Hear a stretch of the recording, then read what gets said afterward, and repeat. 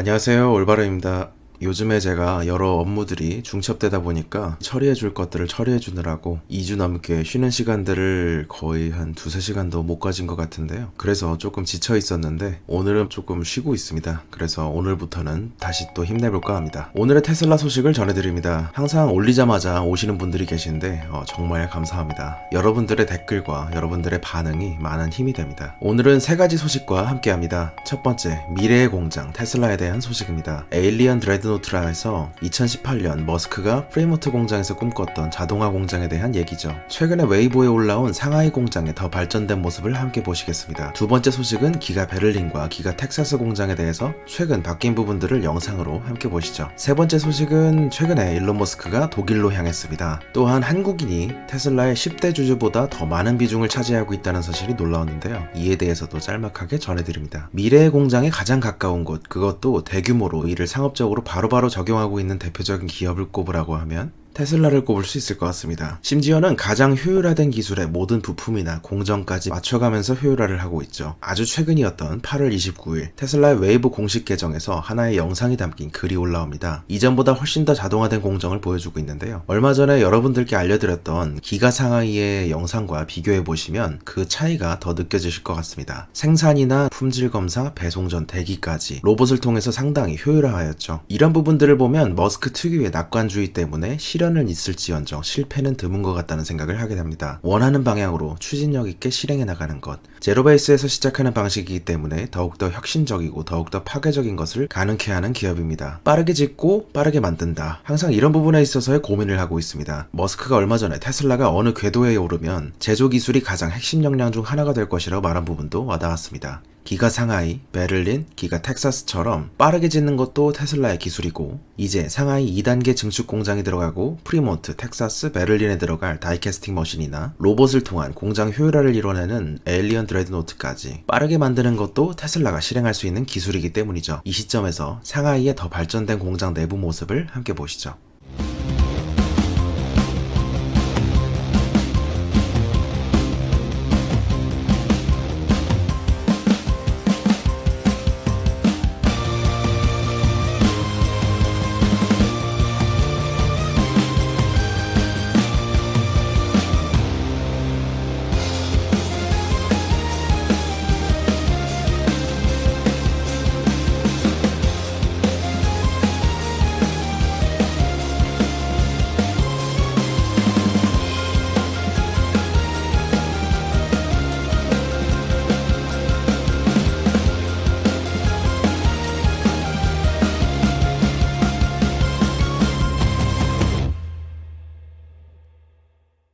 잘 보셨나요? 테슬라의 저런 공장들을 보고 있으면 점차 전문 인력이 매우 중요해짐을 느끼게 됩니다. 기술의 시대가 왔다고 느껴지죠. 로봇공학 기술자가 필요하다거나 고급 기술자가 더욱더 제조업에 필요해지는 것이죠. 이런 제조의 첨단화는 인력의 고급화를 불러옵니다. 서머그래피나 진동 분석 등을 통해 로봇의 유지 보수를 예측하기도 하는 등 테슬라 내부의 소프트웨어 기술자 팀은 로봇 공정의 소프트웨어에도 많은 노력을 쏟고 있다고 알려져 있죠. 그리고 이런 방식의 시행은 전문가 중에 전문가를 필요하는 식으로 바뀝니다. 융합의 시대로 접어들어가는 것이죠.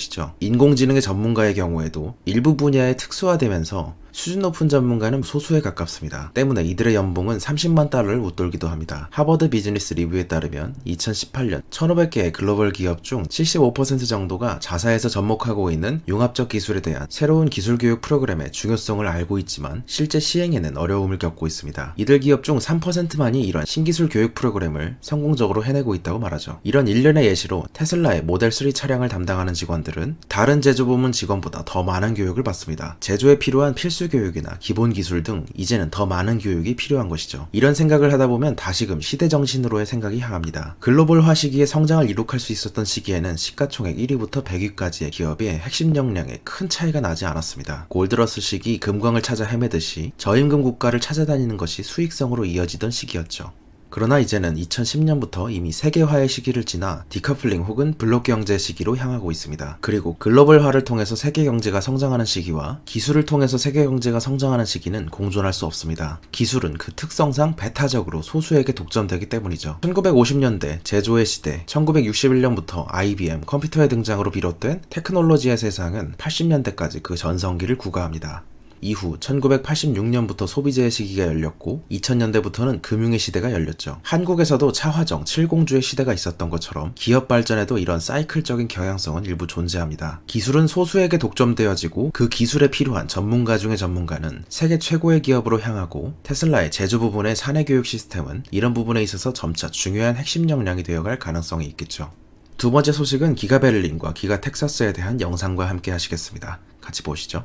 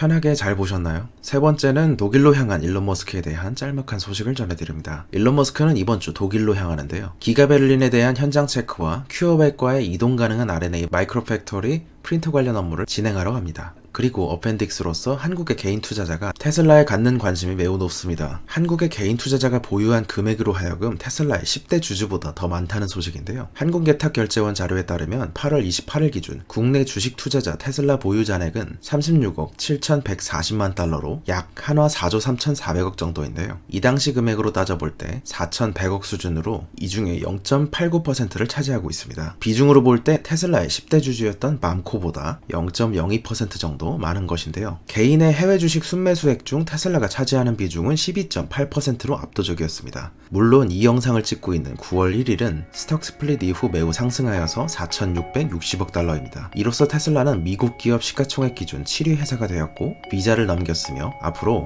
2위의 버크셔 해서웨이를 앞두고 있죠. 비자 카드를 넘긴 테슬라 어디까지 향할까요? 오늘도 좋은 하루 되시기 바랍니다. 감사합니다. 올바른이었습니다.